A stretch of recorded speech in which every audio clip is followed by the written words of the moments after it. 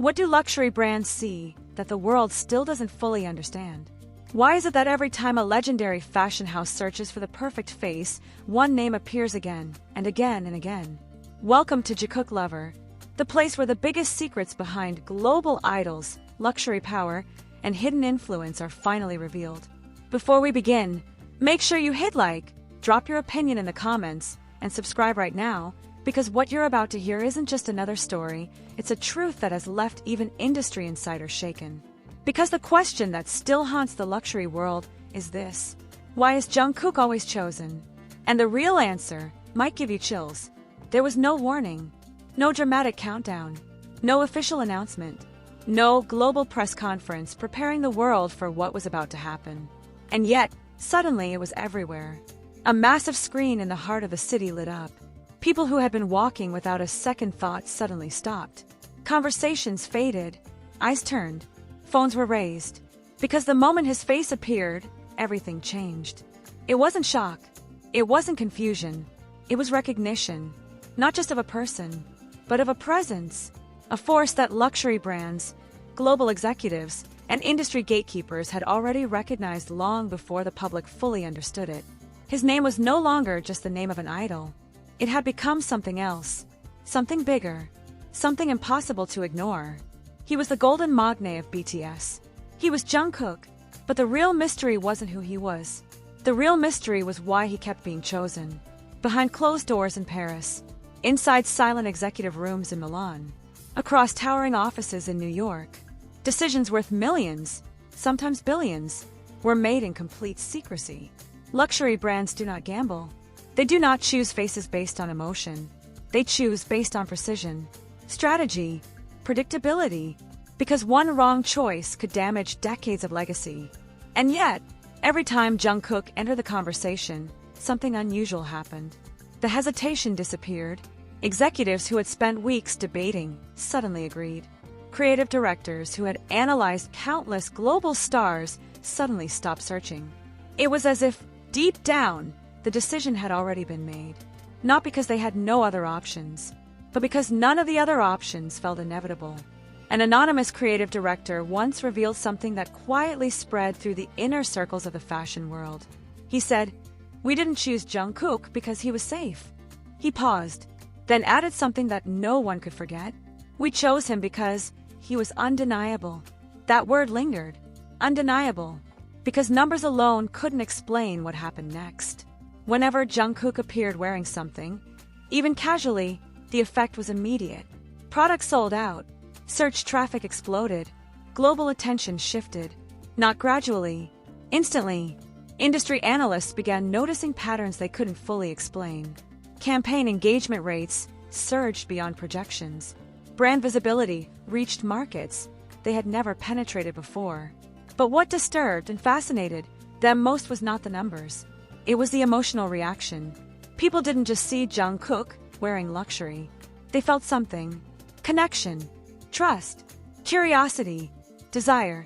Photographers, who had worked with dozens of global icons, began saying the same quiet truth. He didn't chase the camera. The camera followed him. They described something difficult to quantify.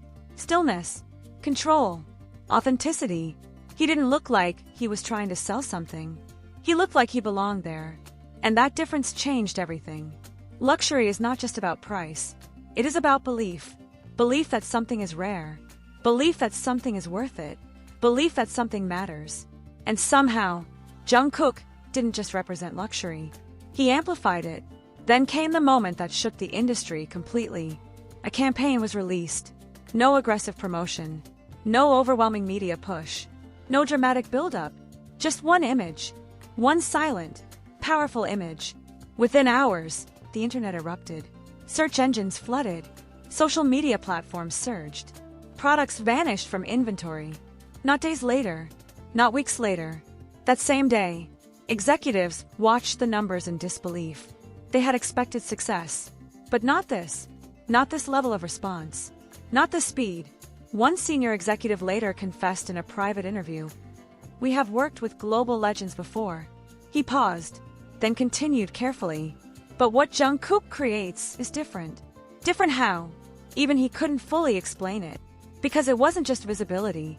It wasn't just popularity. It was influence that felt alive. It moved. It spread.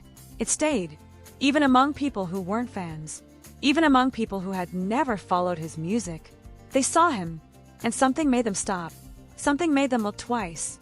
Something made them remember. Some began asking uncomfortable questions behind the scenes. Was Jungkook simply benefiting from the power of luxury brands? Or were luxury brands benefiting from the power of Jungkook? Because historically, luxury brands created icons. But now, it seemed possible that an icon was redefining luxury itself. And the deeper the industry looked, the more unsettling the truth became. Because Jungkook didn't just elevate brands. He transformed perception. He made luxury feel human. He made exclusivity feel emotional. He made legacy feel alive again. And perhaps the most chilling part of all was this. This didn't feel temporary. This didn't feel accidental. This felt inevitable. As if the industry had not created Jungkook's influence, but had simply discovered it. And now, one final question continues to divide fans, executives, and the global fashion world alike. Is Jungkook merely the chosen face of luxury brands? Or is he the force silently reshaping the future of luxury itself before the world even realizes it? Long before billion-dollar luxury contracts. Long before global campaigns illuminated skyscrapers. Long before executives whispered his name in private meetings, there were already signs. Small signs, easy to ignore, until they weren't. Staff members who had worked behind the scenes during photo shoots began sharing quiet observations. Not publicly, not in headlines, but in private conversations that slowly formed a pattern. They noticed how rooms changed when Jungkook entered. Not louder, not chaotic, quieter, focused, as if everyone present instinctively understood they were witnessing something important, even if they couldn't explain why. One stylist described it in a single sentence that spread quickly through insider circles. He doesn't try to become the image, she said. The image becomes him. At first, statements like that sounded poetic, emotional, subjective, but then the data began confirming what emotions already knew. Every campaign he touched didn't just perform well, it exceeded projections in ways that defied previous benchmarks. Engagement didn't spike and fall like typical celebrity campaigns. It sustained. It lingered. It embedded itself into global consciousness. Consumers weren't just buying products. They were buying into a feeling. And feelings are far more powerful than marketing.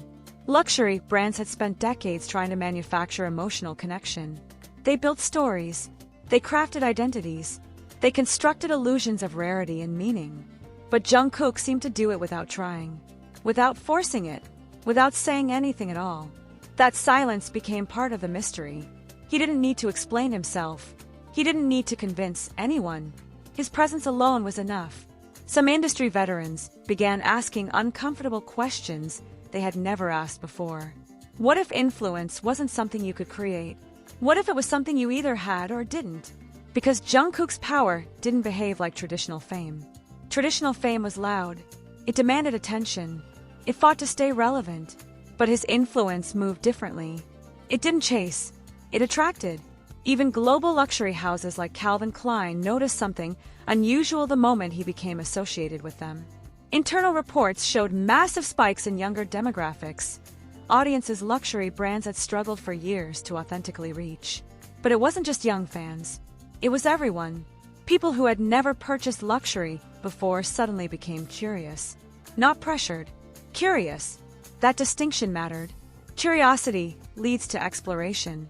Exploration leads to belief. And belief leads to loyalty. That kind of loyalty cannot be bought. It cannot be forced. It cannot be engineered. It can only be earned. And somehow, Jungkook had earned it on a global scale.